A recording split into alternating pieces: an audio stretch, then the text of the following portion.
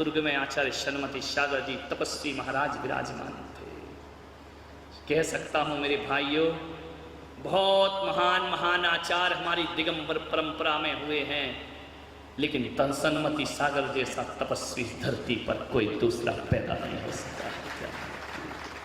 मालूम है सन्मति सागर जी वो तपस्वी आचार्य, ऐसे महान आचार्य जो चातुर्मास में 120 दिन में 20 दिन आहार करते थे और 100 दिन उपवास किया करते थे, अन्न जल ग्रहण नहीं किया करते थे। 100 दिन उपवास, 4 महीने के उपवास धारण करते थे। 24 घंटे में एक बार भोजन और 2 दिन 3 दिन के अंतर से जीवन का ऐसी तपस्या उन्होंने बढ़ाई कि अन्न का आजीवन उन्होंने त्याग कर दिया, नमक का आजीवन त्याग कर दिया, मीठे का आजीवन त्याग कर दिया।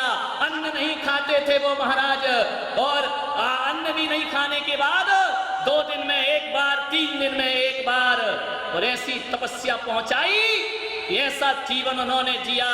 केवल 1 लीटर छाछ लेते थे, बाकी सब चीजों का उन्होंने त्याग कर दिया था। ऐसे तपस्या, उसके बाद भी 3-3 घंटे खड़े होकर के तपस्या करना, चाहे उपवास हो, चाहे 4 दिन का उपवास हो, चाहे 10 दिन का उपवास हो। सामायिक जब भी होती थी तो 3-3 घंटे खड़े होकर के सामायिक हुआ करती थी। ऐसे महान आचार्य हुए सन्मति सागर जी, कठोर तपस्वी अब इस दुनिया में नहीं है। ध्यान रखना, 2-4 आचार्य हैं जिनका इतिहास लिखा जाएगा आने वाली धरती पर। ध्यान रखना, सन्मति सागर जी का सूर्य क्या डूबा, ऐसा लगता है कि तपस्या का ही जैन धर्म से सूरज डूब गया हो। उन्होंने कभी, आप सोचिए, 50-60 साल साधु रहे, कभी उन्होंने थूका नहीं। ध्यान रखना, चाहे जुखाम हो, बलगम हो, कभी मुख से नहीं निकाला उन्होंने। इतनी बड़ी साधना है, कितना बड़ा तप है ये। कभी उन्होंने अपने जीवन में